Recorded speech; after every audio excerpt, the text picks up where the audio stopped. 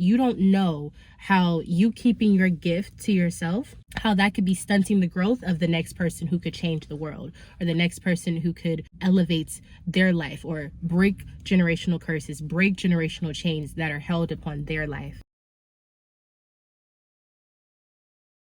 One of the main ways to activate your gift is to understand that you're supposed to use that to help someone else, right? So when God gives us something to do, whether it's an assignment, a talent, a blessing of any sort, and you know it's something that comes from within, it's really easy to just become very selfish with the idea of why you need to use that. And I've talked about this before. The difference between having a gift and then having the assignment is what you do with it. If you have a gift and you're only using it for yourself, you are just understanding that you have a gift. But when you start to realize there's a gift that you have that can help other people, that can bring people to God, or that can help people alleviate pain, healing, wisdom, enjoyment, pleasure, like all different types of things that God gives to us to give to other people, then you understand that you have a God-given assignment. All of us have something within us that God has given to us directly.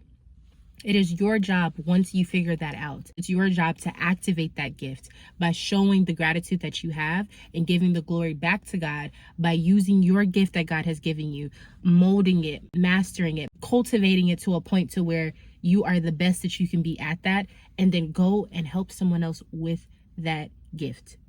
And this is why God has given us other humans. It says in the Bible, it's not good for man to be alone.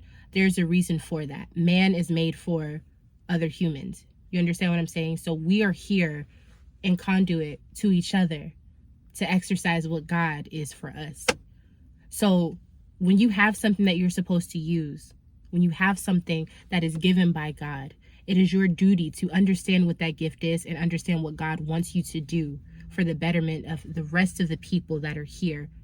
Whether it's people in the kingdom, whether it's people who need to be brought into the kingdom, whether it's people who have no understanding of who they are. You don't know how you keeping your gift to yourself, how that could be stunting the growth of the next person who could change the world, or the next person who could elevate their life or break generational curses, break generational chains that are held upon their life.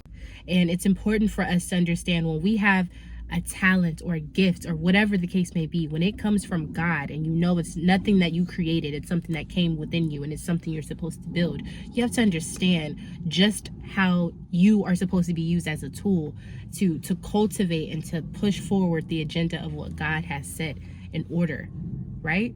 So being anointed, being a child of God, being chosen, these are things that people like to say, but when you really realize what that means, it means you have a duty. It means that you have an assignment and you must carry that out. You must become the person who's able to catapult that idea and to make it out into a reality, because it's not just for you. It's ultimately for so many people outside of you. And again, that's where servitude comes into play. Serving other people makes you a leader. Serving other people makes the God in you shine from within. Serving other people is not for them. It's because you are doing what you're supposed to do. Now, we have to really get into the mindset of understanding what servitude is, right? Servitude is not just bowing down. That is a form of servitude for certain people, but it's not about that. It's about using something that was given to you, right? Because our lives are temporary. God gives us certain things that we're supposed to utilize and understand and master within this lifetime. And by the grace of God, we're supposed to go and use that to help other people, to serve other people, to open the eyes of other people, right? It's your duty. You have a gift. Use it. And it'll benefit you. That's the thing with God. When you do the right thing, you get rewarded for it, right? So even with you using your gift that he has given you, you are helping other people, and your life will start to build, and the desires of your heart will be given to you. It's written, y'all. Like, you just have to activate it. And it takes time, and it takes consistency, and it takes discipline. But all of that is the same thing that it takes within a relationship. And if you're building a relationship with God, you will see how that extends into the other relationships of your life, right? Everything multiplies when we're talking about God, okay? So I just wanted to give you that understanding.